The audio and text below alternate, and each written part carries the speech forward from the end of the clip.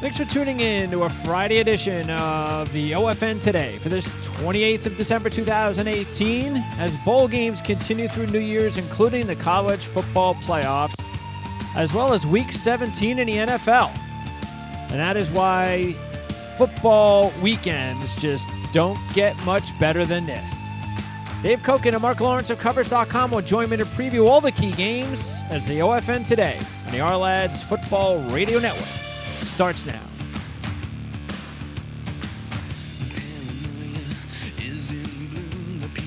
This edition of the OFN Today is brought to you by ourlads.com and Covers.com.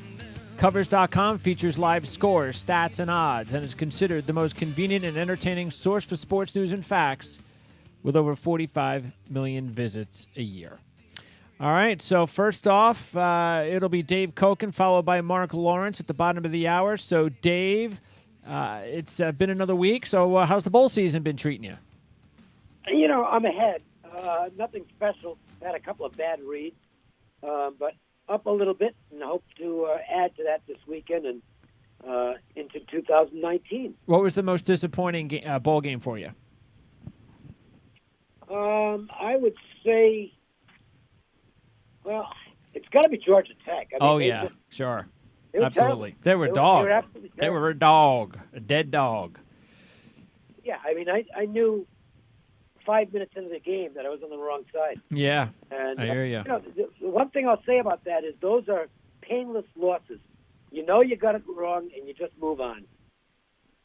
Yeah, I mean, you could also look at it when, and sometimes this is also good why live action helps, because if let's say it's a touchdown game, which it was, and you go down quickly 7-0, and you just get that feel that this isn't really working out here, and you would think if the dog that's a 7-touchdown favorite, a dog, goes up 7-0, that the live line should be even, right? And at that point, you might say to yourself, well, you know, maybe I'll go with maybe I'll take and try to hedge my bet here and go with the even play. Doesn't always work out that way, but that's just that's something that you could always do. No, I'll give you a good example though. This is live. This is where live betting can get really, really fun. If you looked at the Duke Temple game yesterday, and the news comes down about maybe an hour, 45 minutes before the game, that Armstead's not going to play and Yassine's not going to play. And that's two huge pieces. Two best players on the team. Yep, the two best players on the team. And to me, and neither one's hurt. They're both playing in the Senior Bowl. So to me, that's a signal that Temple, this is, you know, despite Coach Cheerleader there, the interim coach, they didn't really care much about this. And then Temple goes up, mostly thanks to a pick six when the backup quarterback was on the field for a series. You could have had Duke at plus, I think it was 27-14 at the time, with Temple ahead. I believe you could get plus 4 something on Duke money line, and that was a great bet. Yeah, That's why you track, because if you're following that game, you kind of knew, boy, Temple's got troubles here. Their game plan went out the window without Armstead, because I won't say that necessarily. Maybe they just had a stupid game plan. You got to run against Duke. Well, yeah, that's the thing. Temple has no offense without Armstead. They got no passing game, and but you still have to run the ball. Sure. Do what 5 straight teams down the stretch did against Duke, which was run right up the gut, and they're still missing key players at linebacker. You still have to run right up the gut on him. This guy's throwing the ball all over the place. It was just a really, really stupid game plan. And of course, the second half, they just gave up.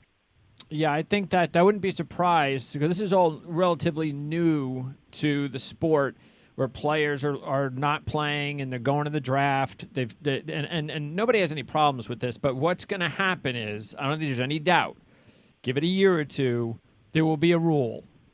And they're going to have to say when they're going to go at least 24 hours before the game. They can't do this an hour before the game, because it's going. This is. We all know gambling is huge, and it's going to trickle down, and they're going to hear it, and not necessarily from gamblers, but you know what I'm saying. They're going to hear it, and they're going to have to change it. They're going to have to make a rule. It's not fair to the teams themselves, because this was clearly a very late decision. True. And I'm assuming it was a decision by the players, no matter what you hear. It's not like the coaching staff said, hey, you know what? We don't want you to play here because you got the Senior Bowl coming up. Oh, yeah, sure. Mm-hmm. This was by the players. Yeah. And that's not fair to the rest of the team. Yeah, they should have a just like they have where you have to January to declare if you're going to be a draft participant. You should have there should be a date before the bowl season where everybody's got to decide whether or not they're going to play in these games. Something like that. Simple enough. Yeah. Mm-hmm. Okay, so let's talk about the playoff games. First thing I want to ask you is, which, and I don't even know if you are going to go with the dog or not, but I'm going to ask you an easier question so you don't even have to disclose whether you really do like a dog or not. But which of the two dogs would you lean towards the most to win the game outright? Notre Dame. I don't agree. think I don't think Oklahoma's got much of a chance to beat Alabama. They might hang around, but I don't think they're beating Alabama. And, Clemson's missing a really, really big part of their defense. And I think Notre Dame's going to try and exploit that. Brian Kelly's had enough time to put some of that into his game plan. And you might see a little more of a ground-oriented attack by Notre Dame, which does two things. Number one, if they can turn out some yardage that way, it keeps the Clemson offense off the field. And number two, it might just be that Clemson is not going to be as tough in the trenches without Lawrence as they were with him. That's a big loss for them. Yeah, Dexter Lawrence is definitely a different player than the other three because he's the big 340-pound nose tackles, run stuffer. Now, look, Clemson is Clemson. They're like Alabama. They churn these kids left and right. They've got really good, talented players that are going to replace Lawrence, but they're not Dexter Lawrence. So that is... No, I mean, Dexter Lawrence is a star. There's a difference between, okay, we've got a decent replaceable part here. He's probably a freshman. Well, whatever it is, it's not Dexter Lawrence. No, not at this point in their careers. Those guys that are behind him are all younger guys that will be maybe the next Dexter Lawrence, but it's going to take him a couple of years. Yeah, exactly. So and Notre Dame, by the way, is coming in with no pressure. Double digit, undefeated playoff team. Boy, has that happened before? Well, I don't know. I'm not much. I don't think so. Because remember, I'm using undefeated. I don't think we've ever seen an undefeated double-digit playoff team. No, and look, Brian Kelly has done a fabulous job of game planning for one opponent after another this year. He's been at the top of his game all year long. Now, I'm not trying to make a case that Notre Dame's going to win the game because I don't think they are, but I think they've got a better chance at it than Oklahoma does. Yeah, see, the Oklahoma-Alabama game is going to be one of those games where I think we're going to find out in the first 5 minutes whether this is going to be a complete waste of our time or whether, you know what, maybe we've got a game here, and that is going to be, first and foremost, can Oklahoma move the football? Can they move it on Alabama? Yeah. No, I completely agree. I think we find out if Oklahoma is not able to put together drives early, they're not going to put them together late. No. And they'll be behind they'll be behind by like 30 points if they try coming from behind with their offense. So, yeah. Saban with this much time to prepare is just not a guy you want to go against. No. I can see Oklahoma making it a football game. That won't surprise me, but I'd be really surprised if they win. Yeah, I mean, Lincoln Riley, I think that one of the things, look, if they're able to pull off their upset, I would hope and I would think that what will happen is Lincoln Riley will finally get the respect he deserves as being a good coach and not just some sort of offensive whiz. And that is going to be the difference. That's what we're going to see here. And, because look, Dabo Swinney and Saban have deserved it. They've done it especially Saban's done it for a long time. Lincoln Riley hasn't done it for a long time. It's all about offense.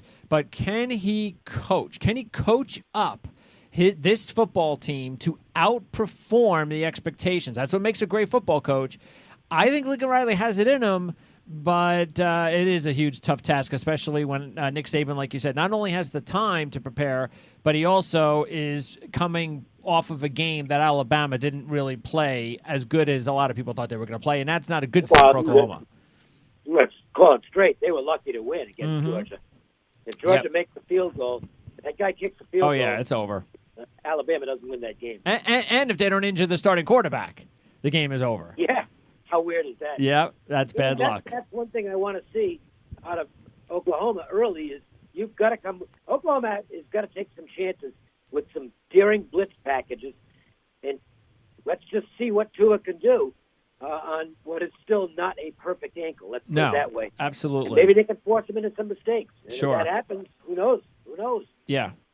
Yep, we'll see how it goes. Hopefully, it'll be a lot of fun. It's going to be a great Saturday, no question about it. So, looking forward to that tomorrow. Meanwhile, as far as there's a couple of bowl games I wanted to ask you about. First of all, the Central Florida LSU game. Central Florida undefeated, and they've been undefeated. They're trying to go 2 years, which would be really an incredible story. I don't think it's going to happen, though, without Milton going up again. I know Greedy Williams isn't playing, and he could be a top 5 pick in the draft. But there's still, unless Devin White and a few other guys, all of a sudden you say, oh, well, just like the game, just like the Temple game, an hour before the game we're not playing, that might be a different story for me. But if everybody else plays, this is a fantastic LSU defense. Delpit, White, they're still, Central Florida, they haven't played these guys. And LSU, I think, is going to be a lot more committed than Auburn. It's only a touchdown game. I just think without Milton, I think it's time for LSU to win, and not only or Central Florida to lose. And I think when Central Florida does lose in this spot, I think they're going to lose big.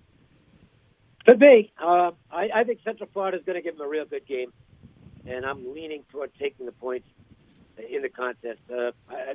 This team's got a massive chip on its shoulder still, and chip on the shoulder in these bowl games has a tendency to work out. And I'm just not sure LSU. I know they're talking a good game, but it's still they're not playing. They're just not playing another big name team. And I well, don't you think it's better? Wouldn't you say as a Michigan fan, I was hoping. And I know I don't even look at these, ball matchups of, which conferences go here. I don't need because I don't have time for that nonsense. So I was just when the bowl situation was coming out, I was going, oh, you know what? You know what would interest me for my Michigan team? Well, I'd like to play Central Florida. That would be cool.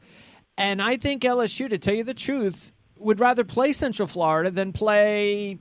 I don't know, Michigan State or something, or Penn State. Come on, it's the same old, same old. Why not play a team that hasn't lost in almost 2 years? Because the guys in the Power 5 conferences, the players in the Power 5 conferences still want to play other big names. They still look at Central Florida and that type as, those guys. That's just the mentality, and it hasn't changed. Well, we'll see. We'll see in the game. See, I think they're gonna. I think you said they're talking a good game, and I think they'll back it up. I think they're going to be motivated for this game, especially with Auburn losing last year. They're not Alabama. They're not Georgia. They weren't expected to be the SEC champions this year, even though they lost to Texas A&M. Burrow has actually played pretty well at times. I expect them to play pretty well in this game. I think they're going to come at it. And I think if they come at it, Central Florida's in trouble. But if they don't, like you said, then the upset obviously is there. Well, we'll find out. It should be fun because whatever's in the Central Florida playbook, you're going to see it. All right. Meanwhile, is Washington, Ohio State. Now, the odds went up about, 3 points, 4 points after Urban Meyer decided that this was going to be the last game he was going to coach at Ohio State.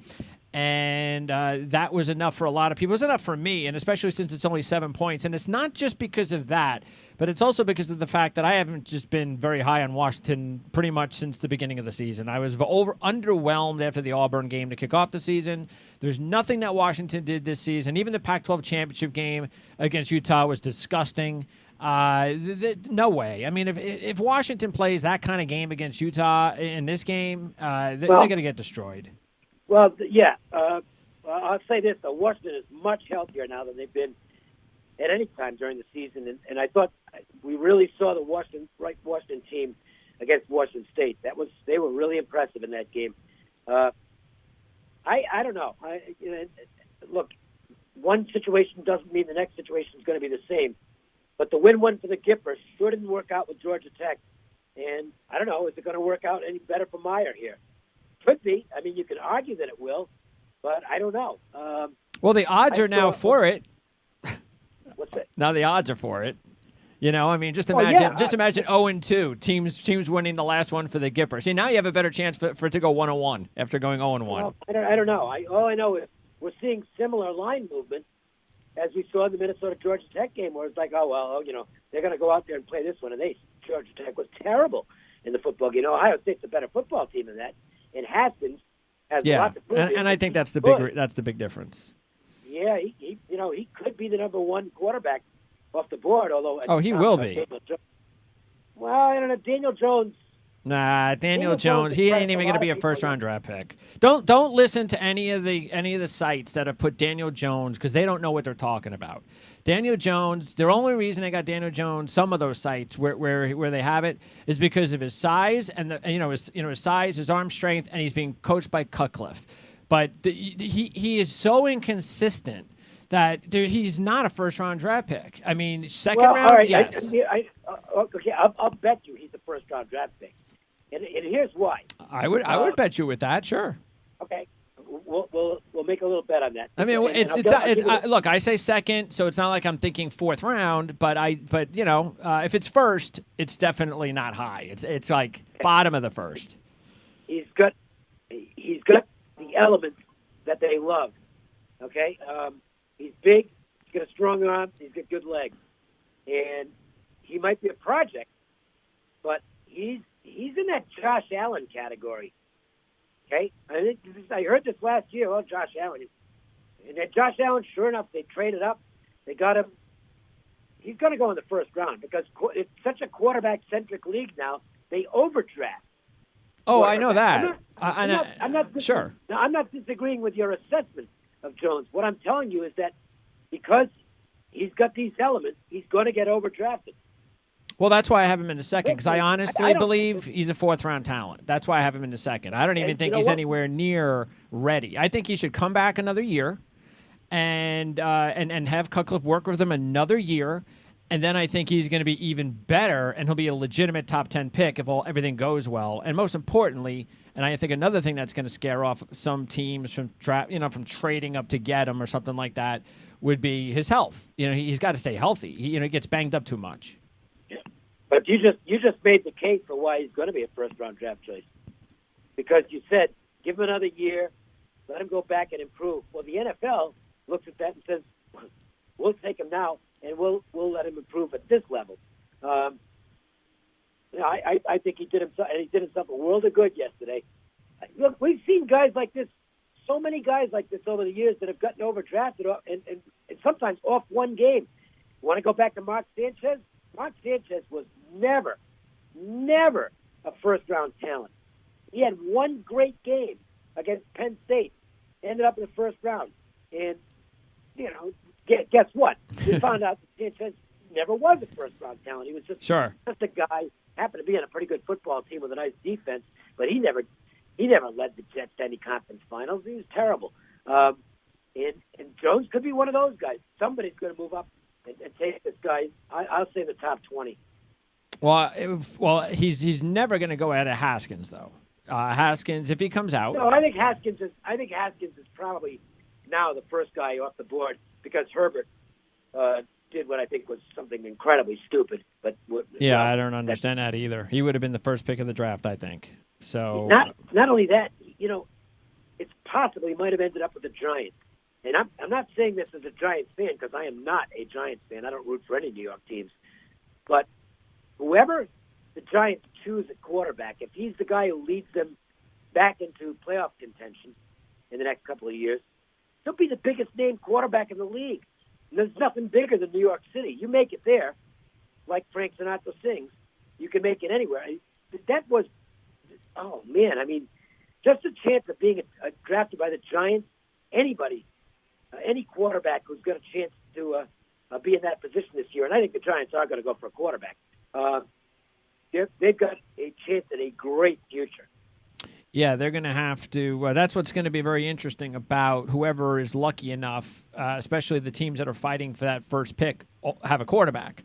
So chances are that team, if it's Arizona, which it probably will be, Arizona is going to have everything they want. They're going to say, okay, we want next year's first rounder. We want this year's, say it's the Giants. All right, we want your 7th pick of the draft. We want next year's first rounder, and then we want 2 other, premium type picks. And the Giants will probably have to give it to him because this is a weak crop quarterback. Unless they look at, and again, this also, let's see what happens with Daniel Jones, like you said. Let's say he stays. Let's say Daniel Jones stays. And Herbert comes out next year, and Jones comes out next year, and there's a couple other guys you can look at next year. Then the Giants may say, you know what? Let's just wait till next year. We'll give Eli one more year. We'll go get, let's see, maybe we'll draft someone in the 3rd round or the 4th round this year. Here's the problem with that, though. The Giants have shown down the stretch that they're not exactly a terrible football team. If you look at the Giants right now, I can see this team, even with Eli, being a 6, 7, or 8 win team next year. Well, that's why it would make sense not to mortgage a future. You're not getting. Then you're going to have to mortgage everything if you want to move up, and you might not be able to move up anyway. So to me, the Giants they're going to have to take a quarterback this year and hope he pans out. I think if Haskins is on the board, I think he's going to the Giants. Yeah, but that's the thing. He'll be the first pick. So so teams are going to have to move up to number 1 to get Haskins, and that could very well be. And that's probably what's going to happen. Or maybe number 2, because Arizona might just look at it and say, "Look, we're taking Bosa." They could, because he's so good. I agree. And by the way, if I'm Arizona, I'm not trading a pick, and I am taking Bosa. Well, here's the thing, though. But and this is tricky. This is tricky because, again, let's just say it's the Giants at 7, or a team at 5, 6, or 7. If all you got to do is move down 5 spots, and this is such a good draft for pass rushers. There's about 5 guys that are going to be drafted. Yeah, but even his brother, who's good, very good. This gets better. I don't know about that. There's, he is just. I don't think. First step is unbelievable. Yeah, well, I think he's an instant All-Pro. So for teams that are rebuilding and have 5 or 6, more than that as positions to fill, it's way too tempting to not move down 4 or 5 spots, get a pass rusher. Especially if you're the Cardinals and you're stupid, which the Cardinals are. To me, there is no way I'm trading the pick, and I'm taking Bosa, particularly now when you really need dominating defensive players in today's NFL. And this guy, I'm completely sold on him. I think he's clearly the best player in college football this year. All right, let's. By the way, out of these, I got 3 games that I think are the better upset plays, and I'm talking about good upsets, touchdown or more, that I'm considering. My favorite one out of the 3 I've given you is Oklahoma State against Missouri, but I've given you Oklahoma State, Florida, and Texas. I'll take Florida. I just don't know how interested Michigan is in this. Sure, I agree. They've got guys. They've got a bunch of players that are sitting out. And we're seeing that there's a clear pattern with these teams that have players sitting out. It just impacts the whole team. And I don't know that Michigan really cares about this. It's not. It's the Peach Bowl, okay? It's the Peach Bowl. I know this is exactly it, but this is exactly why I said what I said with LSU, because you play these teams like Michigan or Florida, and it's like, okay. Oh, it's one of these bowls against one of the, but it's like the same. That's why I said that, because it is. It's like, here it is. It's just, we've already beaten Florida. We've beaten Florida 2 times in the last 3 years, one bowl. Yep. What's the motivation? I agree. That's why I've got him as an upset play. I mean, I am going to take him as an upset play. Well, I'm going to be on Florida. I won't take him. I don't know if I'll take a money line, but I'm going to take Florida in the game. I've already missed a good number, but they have a good defense too. So they're getting 6, 7. Dan Mullen's really good. Yeah, he is. Yep. All right. NFL over the next few minutes I got for you. First of all, we probably should have did this in week 1 because we've only done this the last 2 weeks, and you've been 2-0 on the NFL teasers of the week. So last week you had Dallas and Seattle.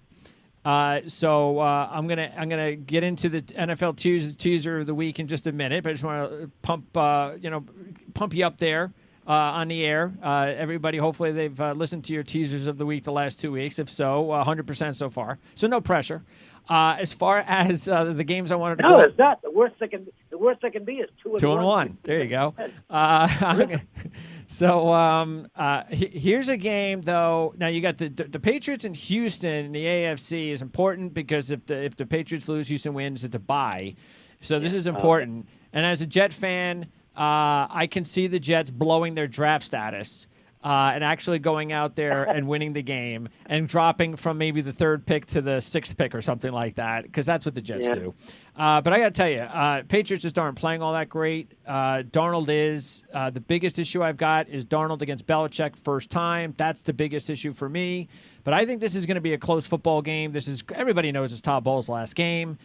Players like him. They're going to play hard in the game. So I actually think this is close. I definitely love the points.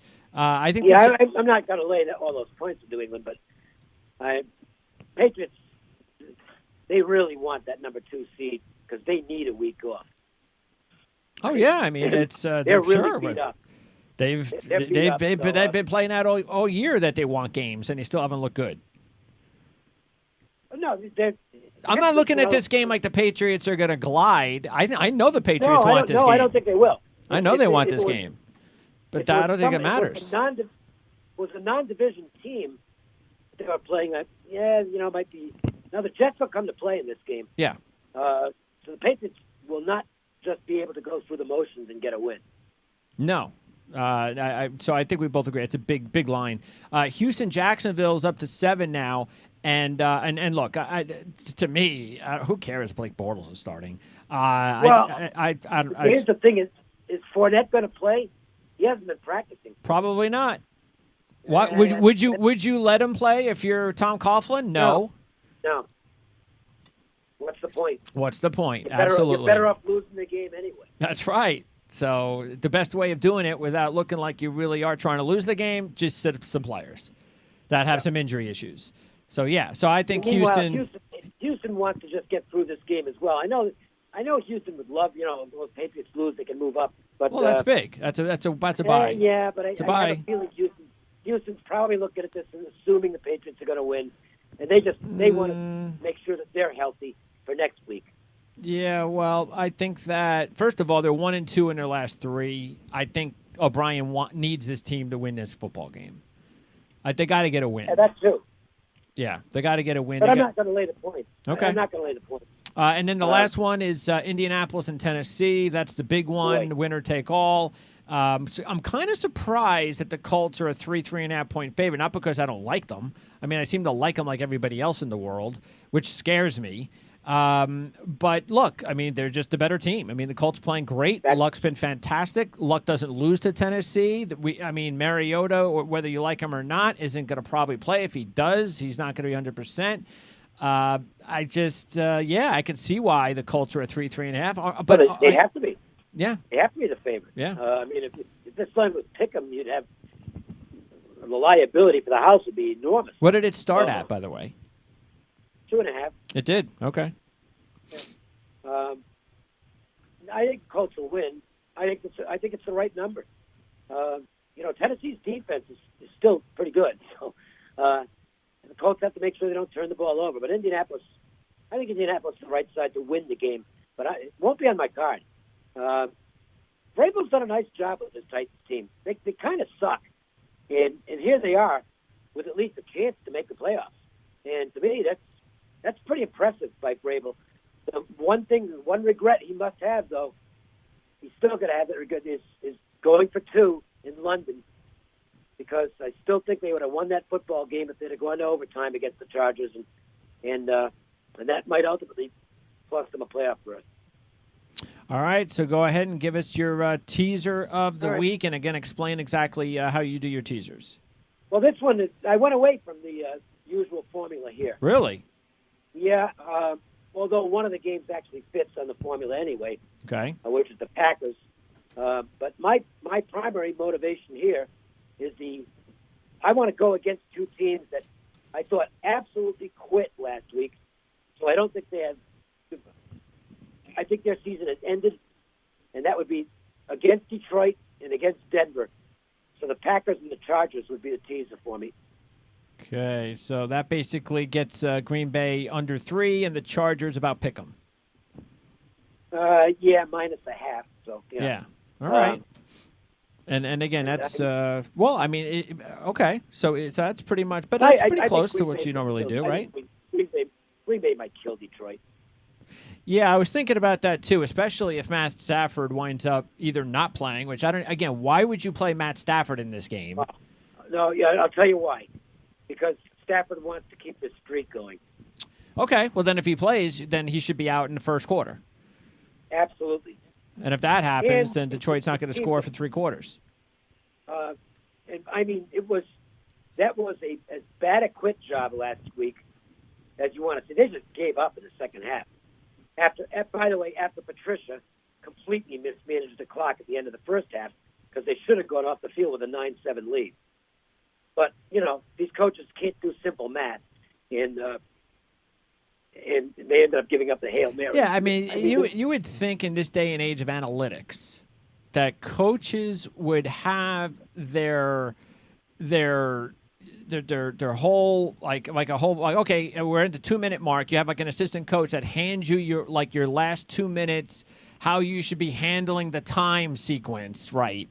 So he has it with him with the 2 minutes to go and a half and in the game. So as the game is flying by and he's making a million decisions, he's got this piece of paper by him to understand exactly how to deal with the clock. It's the difference between football and baseball. Is in baseball, whether they like it or not, managers have acquiesced to the analytics foundations that every franchise has now. Yep. And they make their decisions based on the analytics, and they set up their infields based on the analytics. In football, it's as if the head coaches just have to show that they're smarter than everybody else, and they do the dumbest stuff imaginable. I mean, I'm watching that game last week, and it's like he called 2 timeouts while the Vikings had the ball inside the Lions' 10-yard line. That's when the score was 9-0. Okay, that's when the score was 9-0. So you don't want to stop the clock there. Well, just let them get their touchdown, and you're still going to go up 9-7 at the half. This nitwit takes 2 timeouts. His team gets the ball back. They don't move it because their offense stinks. And now the Vikings end up getting the football back. They should never have even gotten the ball and end up with a Hail Mary at the end of the half, which connects. And what should have been a 9-7 Detroit lead at worst turns into a 14-9 deficit, and then they just quit. Oh, yeah, that was the play that ended the game, sure. All right, so Dave, appreciate it. Games starting actually right now. So we got games all day the rest of the day. Tomorrow's huge. Sunday, Week 17, big. And then the 2 big days in college football. So it's going to be a hell of a ride starting now. So enjoy watching all the football, and we'll look forward to talking to you again probably next Friday. Sounds good, Greg. Thanks, Dave. Happy New Year. Yes, you too. Thanks, Dave.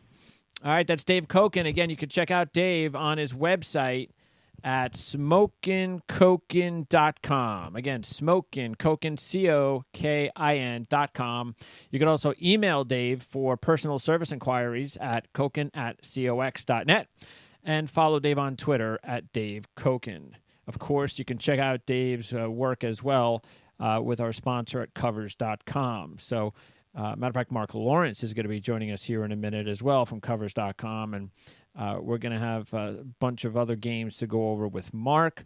And that is, what do we got? We've got actually the 2 big NFC games, Philadelphia, Minnesota, battling for the final playoff spot.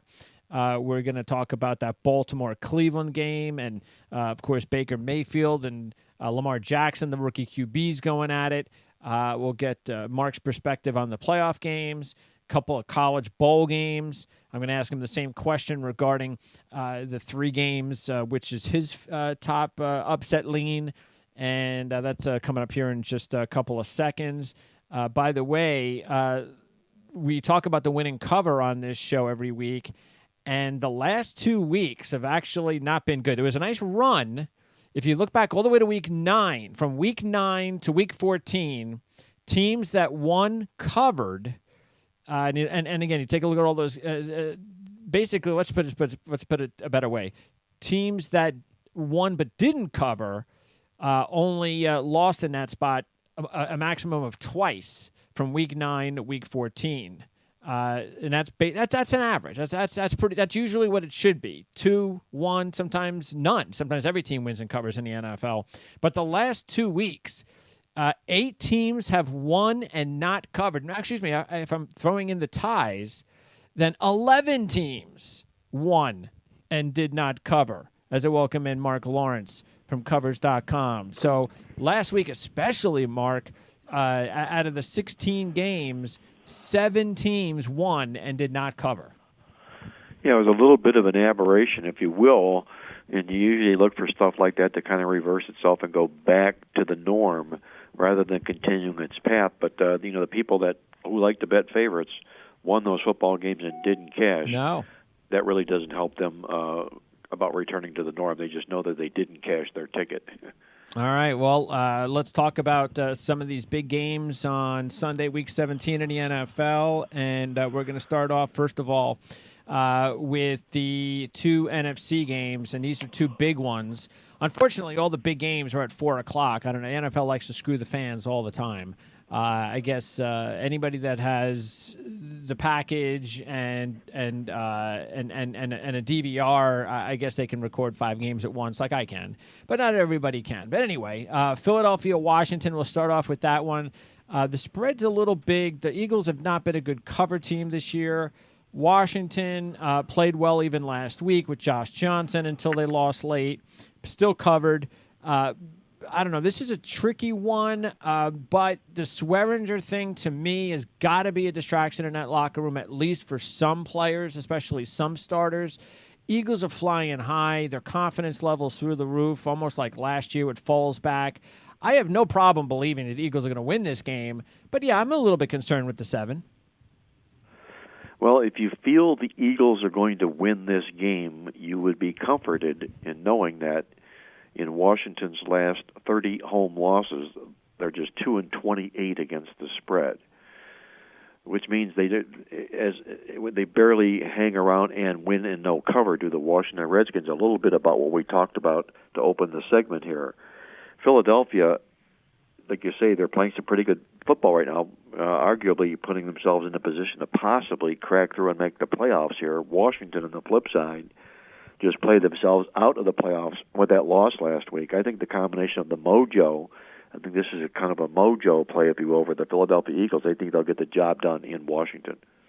All right. Also, in the NFL, if the Eagles do win the game, the pressure is on the Vikings to win, to get in. If they lose, the Eagles are in. Chicago gets a chance also to decide potentially who they want to play. Do they want to play the defending champs, or do they want to rematch with the Vikings? Anyway, this is actually my favorite dog of the week. I can get the Bears +5. I actually believe that they're going to try to win. I think the only way that they don't is if the only thing I'm concerned with is the Rams are destroying San Francisco by halftime, and they decide, you know what, now this is a losing purpose. We'll start resting guys in the second half. It's the only thing I'm worried about. But I think the Bears are going to. This is a rivalry game. I think they're going to try to knock Minnesota out of the playoffs, and I get 5 and 2-1 on the money line. I'll grab that. Well, number one, you've got the team that's playing the best football in the NFC in the Chicago Bears, 8-1 straight up into the number of the last 9 football games, so they're playing as good as anybody in the league right now. Number two, I think that on any given time that a division opponent can knock another opponent out of the playoffs, that's their priority. That's exactly what they're playing the game for. I'm with you with the Bears in this football game. I'm not a big Kirk Cousins fan, nor are a lot of people, and especially when you know that how he struggled in the past against winning football teams. He's gone up against 29 opponents that had winning records in his career. He's only won 9 of those football games. Just 1 win this season with the Vikings against a winning opponent here. I think Chicago goes in here and either upsets Minnesota or scares the you-know-what out of them right down to the finish here. I like the Bears plus the points. And keep in mind, too, that Minnesota could also get the 5 seed, but that is a big long shot. That would take an Arizona win over Seattle. All right, and the last game I wanted to go over with you is Cleveland and Baltimore, and Baker Mayfield and the Browns, an opportunity to go over 500 to end the season. Both teams won 5 out of 6. Very interesting matchup of rookie quarterbacks because this is just a completely different situation for both of these quarterbacks. Because Lamar Jackson, while he is exceeding expectations based on the fact that the team is winning, the fact is that he doesn't have to throw the ball as much as Baker Mayfield. If he had to throw the ball as much as Baker Mayfield, the Ravens would be 1-5 in their last 6. But he doesn't have to. He can run the ball. And that is a major advantage for the Ravens this season. That's not going to be the same next season because teams will have a whole offseason to look at film and stop Lamar Jackson like they have with many gimmicky type offenses like this. But this is this season, and the Ravens need a win. They're coming off a huge win against the Chargers, the best win of the year. The defense has been playing fantastic. Let's keep in mind Cleveland already beat Baltimore this year as well, so they're going to have to sweep the Ravens. The spread's around 5 or 6. I just think that Baltimore is just playing – they're just playing their best football of the year. And as good as Cleveland's playing, I think Baltimore is better. Cleveland's going to have to stop that rushing attack. Nobody's been able to do it yet. Yes, Greg Williams is doing well, but this is not the Bears' defense. People get a little bit carried away sometimes with teams, I think, like Cleveland. And I think unless Baltimore chokes this one away, I think Baltimore's going to win and cover. Well, I'm on the other sideline when you in this game, Greg. Here, this is a Cleveland Browns football team that is playing for equally a lot as is Baltimore in the contest here. Number 1 for a winning season. Number 2, they're all in on Greg Williams as a head coach. I know this audition is continued. He's gone 5-2 in his starts as an interim head coach with the Cleveland Browns. And number 3 in Baltimore, yes, they do have the league's number 1 ranked defense, but the Browns' defense has also been really stepping up of late here. They've held their last 2 opponents to season-low yards. I think really with a good side in this football game, it's likely the under here. Just you combine the fact that Baltimore's also held their last 2 opponents to season-low yards. I think this game's going to be a lot about defense in this contest here. Lamar Jackson having the success that he's had in the past here. Baker Mayfield, I think, Rookie of the Year in the AFC, at least the AFC side of things in the National Football League here. You know, bottom line here to me is I think this is a game that has an awful lot of whoever scores last wins the game. And with the pressure being squarely on the Ravens here, I'll be taking the points with Cleveland. Well, here's also something that is very big for me when you talk about Mayfield, who I loved by the first month of last college football season to be a top quarterback picked. So I love this kid. I've loved this kid for the last year or so. But where he is in his development will really come through in this game. Because, there's no doubt he's going to be a fantastic player in this league. I've never doubted that. But where is he in his development? And he's got to go on the road and perform as still a rookie, even though you could say he's not a rookie anymore, as a rookie against this defense. And go ahead and do it. And if you could do it, you can throw a couple touchdown passes, and they can win the game, whatever, even if it's 20-17 or whatever the case may be. Then more power to you. That's the deciding factor. Because, look, like you said, I admit it, Cleveland's playing very good defense. Williams is a very smart coach. I believe he will be the coach at Cleveland next year now that Lincoln Riley has decided apparently he's going to stay at Oklahoma. No doubt Greg Williams will be the coach next year of the Browns. They're not going to mess with this coaching staff after what they've done. But I just don't think they're at Baltimore's level. Not a big gap, but I just don't think they're at Baltimore's level defensively. But that's and again, keep in mind the Cleveland defense doesn't have to. It's not like we're going to sit back and we have to worry about Lamar Jackson throwing the ball 25, 30 times, so we'll get an opportunity to pick him off a few times. I think it's a little easier for Baltimore's defense knowing that we got a shot at Baker Mayfield 30, 35 times through the air. That's an advantage for a really good defense for the Ravens that I'm not so sure that the Browns will have on Baltimore and their rushing offense. So go ahead and do it against the maybe the best defense in the AFC. I don't think there's any doubt. And boy, you'll really be doing something special. I don't believe that Baker Mayfield is going to be intimidated, none whatsoever, by the Baltimore defense, and I'm saying that going back to his days at Oklahoma.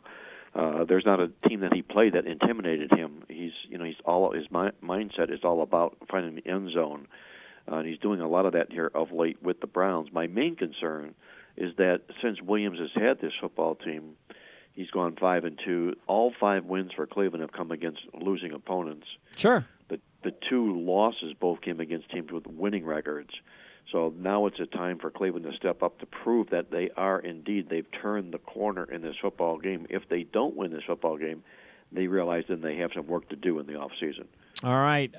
Speaking of Lincoln Riley, I wanted to ask you, without necessarily disclosing your top picks or anything like that for the playoffs, but if you were leaning towards one of the 2 dogs as the dog that you think might have the best opportunity to win in the playoffs, do you have a lean?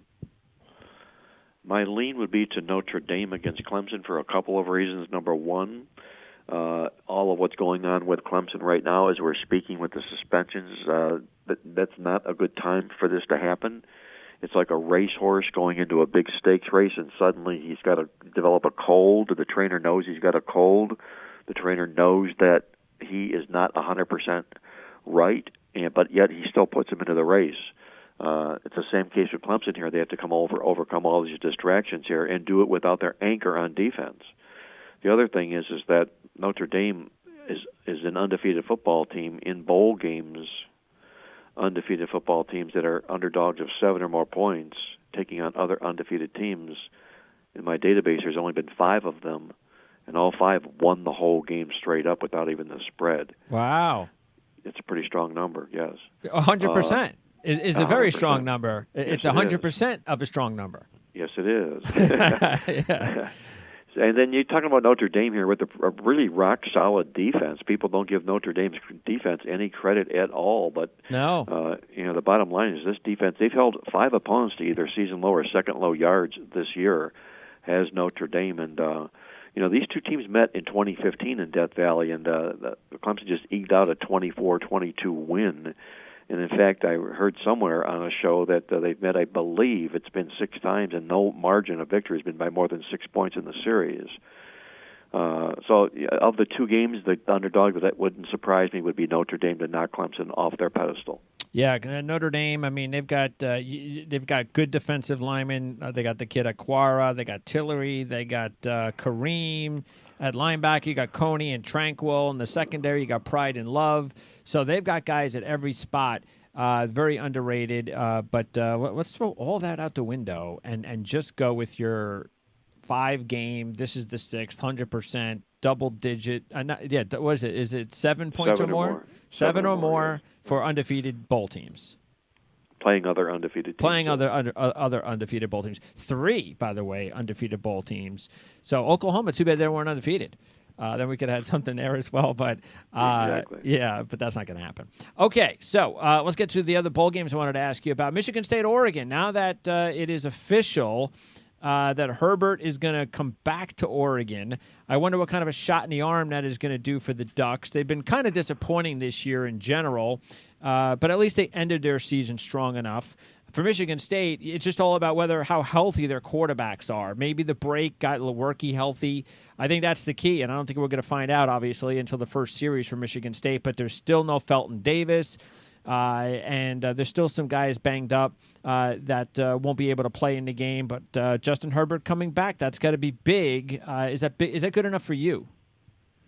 No, it's not. Justin Herbert's not going to help this Oregon defense, which is really, I think, where the big chip falls and the edges to Michigan State from a defensive aspect in this football game. That and the coaching aspect. Marc D'Antonio is an outstanding coach, and especially given extra time to prepare. As in the role of an underdog, Mario Cristobal, to me, he's an coordinator who stepped up to the level of a head coach, and he has not impressed me with his head coaching abilities. And you've also got in this game here, you've got the Pac-12 favored, and their mighty struggles that they've had the past 2 years in bowl games. So the bottom line to me is I'm going to go with the better defensive dog with the better coach and take the points with Michigan State. All right. We'll also find out whether their star receiver Dylan Mitchell now decides to stay with Herbert another year. That would be big for the Ducks. And Troy Dye, their outstanding linebacker, is also a junior, needs to make that decision. Northwestern and Utah is the last game that I wanted to ask you about, specific game. And we don't know if Huntley's going to play. We haven't heard anything. I got to believe that he's going to be able to play. And after the way the freshman played in the Pac-12 championship game, even though nobody's saying Huntley's starting, I can't imagine that Huntley is not going to play in this football game. That's the thing that would scare me the most in this game, in this matchup, with the exception of how outstanding Kyle Whittingham is as a bowl head coach. Yeah, we know how outstanding he is, the all-time winningest win percentage coach in bowl games in college football history, 11-1 in his career.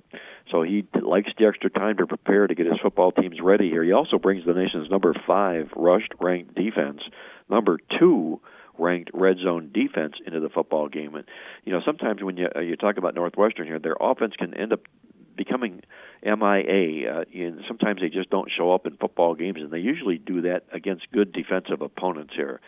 And I think that's going to end up being Utah's edge in this football game is their defense. It's nearly 80 yards a game better than Northwestern's. And, I give all the credit in the world to Pat Fitzgerald. I think he's done a great job with this Northwestern program. He brings a lot of discipline to the program. They're number 1 in college football this year. Northwestern has the fewest amount of penalties, so they're not likely to beat themselves in this game here. But I would lean small, and I'm saying small largely because of the Pac-12's struggles in bowl games here of late to Utah, if for no other reason, just because of the defensive aspect of the football game. And until Kyle Whittingham finds he can lose a bowl game, I really don't want to bet against him. Yeah, and look, if for some reason you find out just before the game that Huntley is not going to play, I would feel a lot better about Northwestern. I would too. Yeah. Yes, right. But exactly. But if we don't know that, then that is a big difference. That could be because all Utah probably needs is a couple of scoring drives by Huntley, and that's it. Because how good their defense should be against Northwestern's offense. Last question I wanted to ask you about is I gave you, just like I gave Dave, 3 good dog bets, a touchdown or more that I like for this upcoming few days. And Oklahoma State, Florida, Texas are the teams. And so which of the 3 do you like the best? Straight up, not saying that you would take any of them, but which of the 3 would you like the best as a straight-up win for a dog? I would say of the 3, I would like Oklahoma State against Missouri for a couple of reasons. Number 1, the Missouri defense is still questionable. Number 2, Oklahoma State's a 6-6 bowl team, and what I found in my database is 6-6 bowl teams get awfully excited about being in bowl games. I know this is a down year for Oklahoma State with only 6 wins, but they still played well enough down the stretch to become bowl eligible in this particular bowl game. By beating West Virginia at home, is what clinched their bid here. Yeah, it's a good win. Yes, it was a real good win. Yeah. And, you're also talking about Mike Gundy, who's been a terrific coach in his career when he's been off of a favorite loss. They lost to TCU their last game of the season as a 6-point favorite. Now they're an underdog. He's never lost to the spread as a dog when coming off of a straight-up favorite loss. He's been there 5 times. He's won the money all 5 times. The bottom line to me is I think Oklahoma State's awfully excited to be here, despite the 6 wins that they have on the season here. I like Mike Gundy in this particular role, and I think they have a good chance to win this football game. Yeah, that was my pick out of the 3. That's my favorite of the 3. Dave went with Florida. And keep this in mind, Gundy, 8-4 overall in bowls. Odom's second bowl game. Got beat up last year in his first. And last year, if you're thinking about Missouri on a hot streak to end the season, last year they ended on a 6-game win streak, and they got beat up in the bowl game. Yes, so don't worry about don't go get excited about Missouri and their 4-game win streak because it meant nothing last year. The only thing to get excited about Missouri in this game is seeing Drew Lock play because Lock has a chance to possibly be the second quarterback taken in the draft. Okay, so Marc, appreciate it. This is going to be a great 5 days, right? It's going to be a tremendous. Might be the best 5-day stretch in the entire year for football. I think it will be. What I really like about the way the bowls were all put together this season is that they're all going to conclude on January 1st this year. We don't have a lingering, international bowl game, the garbage bowls and things like that. Yeah, it's St. We're Petersburg. just really good football here, yes. Yeah, between FIU and Ohio or something like that. Right, exactly. Yeah, we don't want to see that. Yeah, I agree. All right, Marc, enjoy the next week. We'll talk to you next Wednesday. That'll be the day after New Year's, so have a happy New Year, and we'll talk to you again in 2019. Hey, my pleasure as always, Greg. Be good, enjoy the games, be well, and catch up with you next week. All right, that's Marc Lawrence of Covers.com, and one more week. Actually, no, there isn't. Well, one more week for college football. So Marc's done a great job with us all season in pro and college, but we've spent a lot of time with Marc with college football lately. He's got his college football playbook we talked about over the last couple of weeks. That's out. It's still out if you want it, and you can check out his website in order to pick up the playbook. And all you got to do is go over to playbook.com and check out even though, again, we're in the final 5 days, but there's a lot of big games. So still a lot of great information. And sometimes this is the best time to go ahead and acquire such a book because of the fact that now you actually even have this year's bowl game information and data to go along with the history of bowl games over the last 10 or 15 years, which Marc does a great job of chronicling in his report. So anyway, again, that's available at playbook.com for Marc Lawrence. And both Marc and Dave, of course, can be checked out for all of their picks at covers.com. So that wraps it up here for the week. That wraps it up for the 2018 calendar year. And we'll be back in 2019. Or actually, our very next show is with Marc Lawrence. And that's going to be on Wednesday, January 2nd. So next year is going to be a huge year for the network. We're working on so many big new projects. So can't wait to talk to everybody about it. And you'll read all about it and see all about it. And we'll be definitely filling you in with everything along the way. But anyway, it's been great for 2018. Once again, it's been our best year, no doubt, thanks to, of course, our affiliation with the Our Lads Football Radio Network at ourlads.com. We're going to have many more shows to go for the draft for 2019 with Dan Shanka. You can be assured of that. So that's it.